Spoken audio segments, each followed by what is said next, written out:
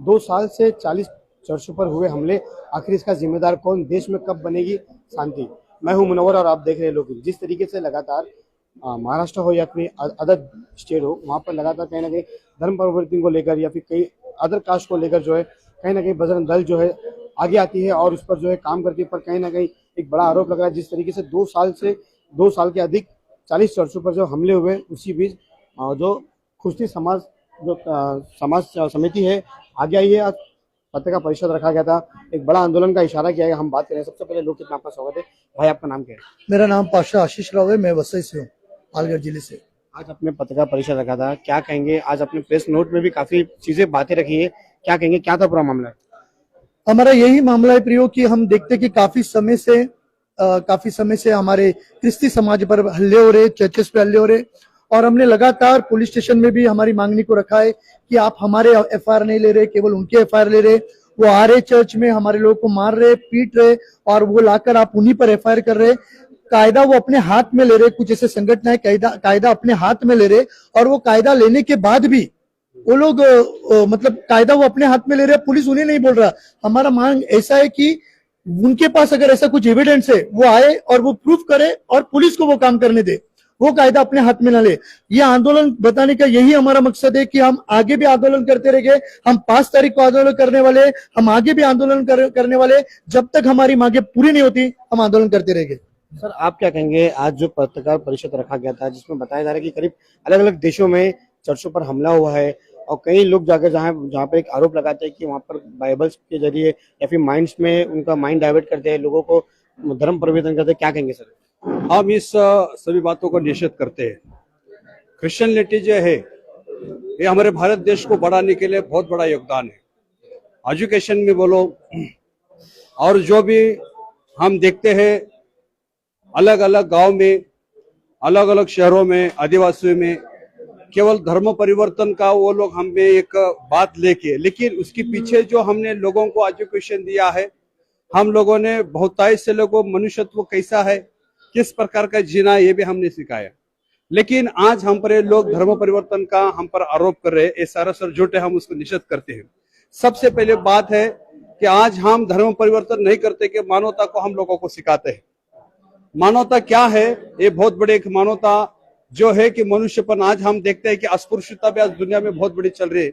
हम देखते हैं कि जो भी ये जात, वो धर्म, ये धर्म अपना भारत देश बांटने जा रहे हैं, लेकिन क्रिश्चियनिटी सबके साथ लेके वो जा रही है। और इसके लिए आज हम आपको कहना चाहते हैं, माध्यम से सरकार को भी हम आह्वान करते हैं, आने वाले 5 जून को हम बड़े से बड़े आंदोलन पर हम उतरे हैं, और इसका नेतृत्व हमारे प्रकाश जी अम्बेडकर सर्वस्व, ये जो है प्रकाश अम्बेडकर साहब इसको नेतृत्व कर रहे हैं। सर, जिस तरीके से चर्च में जो हमले हो रहे हैं लगातार, तो आप क्या कहेंगे कौन लोग ये करवा रहा है? अभी ये सब तो देखो, एक अंकित यादव नाम का व्यक्ति है, ठीक है, वही सब करवा रहा है। मालाड में भी मैंने देखा, वसई में, नाला सोपारा में वो जा रहा है और वो हमले करा रहा है। अभी मुझे ऐसा लग रहा है अंकित यादव ने क्या कोई नया पुलिस स्टेशन खोल के रखा है क्या, जो direct no statement, no argument, direct judgement, direct कानून हाथ में लेके पुलिस को नहीं बता रहा है, कुछ नहीं कर रहा है, डायरेक्ट कानून हाथ में लेके चर्चों पर हमले कर रहा है, लोगों को मार रहा है, पीट रहा है।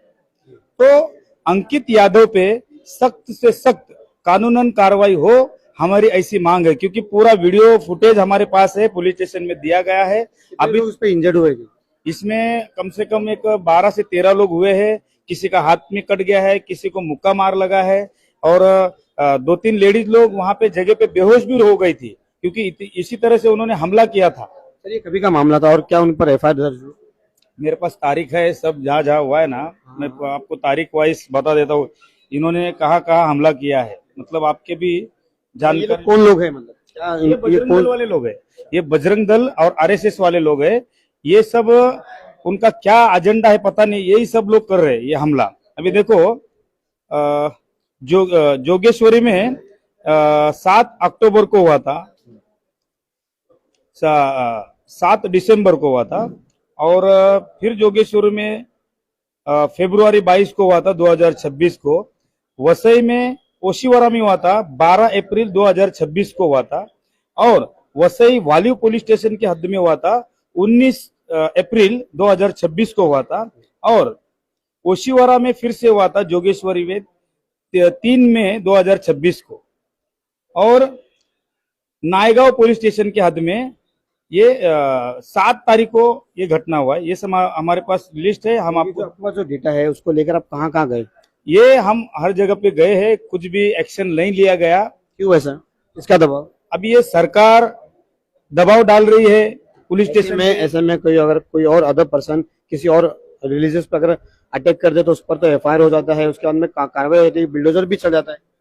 तो वही ना, तो इस लोकतंत्र में जो लोकशाही देश है, यहाँ पर ये क्रिश्चियन समाज जो है वो सुरक्षित नहीं है, आज डर के माहौल में है। मतलब ऐसा इन्होंने डरा के रखा है ना, घर में भी प्रार्थना करने को लोग डर रहे, भाई हम प्रार्थना करें क्या नहीं। इस तरह से वो लोग मतलब मानसिक छल कर रहे, मार रहे, पीट रहे। तो ये भारत देश में ऐसा नहीं चलेगा, क्योंकि ये देश किसी के बाप का देश नहीं है। ये डॉक्टर बाबा साहब अंबेडकर जी ने दिए हुए संविधान जो है उसी से चलने वाला देश है, और ये मनमानी हम बर्दाश्त करने वाले नहीं है। क्या लग रहा है, ये जो संविधान को जिस तरीके से आप बता रहे संविधान पे देश चलेगा, पर क्या लग रहा है जिस तरीके से जो बजरंग दल वाले आगे बढ़कर जो अटैक कर रहे हैं लगातार, क्या उनको डर नहीं है? उनको वही डर नहीं है, इसके लिए हमने आज एकजुट होकर आजाद मैदान में आने का हमने डिसीजन लिया गया है।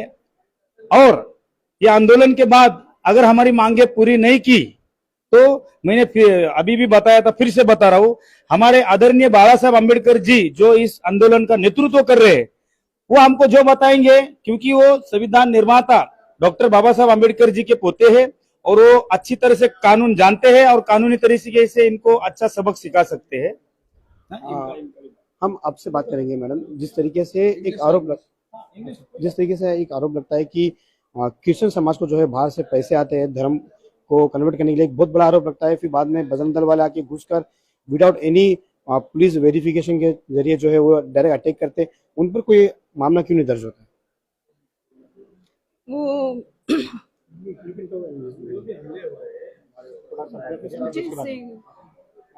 अब जिस प्रकार से आपने सवाल पूछा क्यों एफआईआर नहीं हो रहा है, और सवाल का उत्तर उसमें छुपा है कि सत्ता उनकी है और उनको छूट छोड़ा गया है, और इसके वजह से उनको ऐसा लग रहा है कि ये संवैधानिक देश नहीं है लेकिन हुकुमशाही की ओर उनको लेकर के जाना है।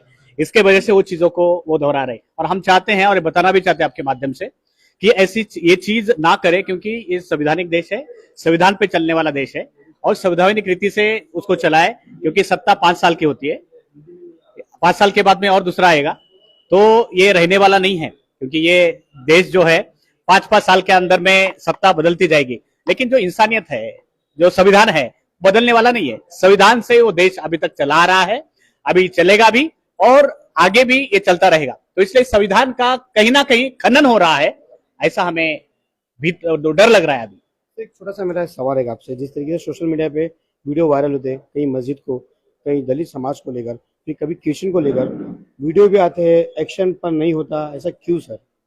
यही तो बार बार सवाल आ रहा है कि हमें भी इन चीजों के कारण ही हमने सोचा कि ये चीजें जो क्रिश्चियन समाज या माइनॉरिटी समाज या मुस्लिम समाज उसके ऊपर क्यों, क्योंकि हम जो है छोटे समाज के कैटेगरी में हमें नवाजा गया है या बताने की कोशिश वो कर रहे हैं, और ये चाहते हैं कि ये इनको दबाए। तो ये जो डाइवर्ट मुद्दे उनके पास नहीं है, वो उन मुद्दों के ऊपर वो जाना नहीं चाहते।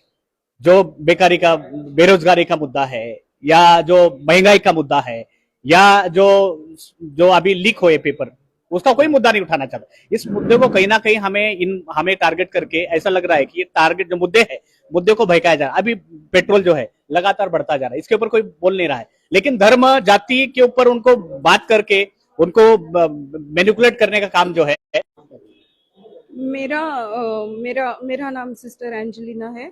तो मेरा ऐसा मुद्दा है कि हमारा जो भारत देश है वो एक सेक्युलर देश है ना, और वो जाति के ऊपर या धर्म के ऊपर उसका लॉ नहीं है, उसका लॉ जो है संविधान के ऊपर है, और वो हमको इक्वल राइट्स देता है सारे लोगों को, मतलब ऊपर वाले जाति को, धर्म को, और जो नीचे वाले वो भी सबको इक्वालिटी का हमको राइट्स मिला है ना।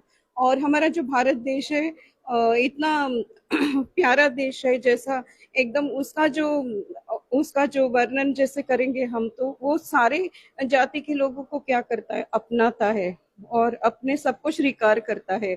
तो हम माइनॉरिटी होकर हमारे ऊपर इतना अत्याचार होता है, हमारी लेडीज को मारा जाता है इतना, और हमारे पास्टर लोगों को, हमारे सब लोगों के ऊपर इतने सारे लालचन लगाए जाते हैं। तो इसके लिए हम लोगों को जस्टिस चाहिए। और देखो इतने सारे चर्चेस को बंद किया है, और ऊपर से बोलते हैं कि चावल बांटकर कन्वर्शन कर रहे, धर्म परिवर्तन कर रहे।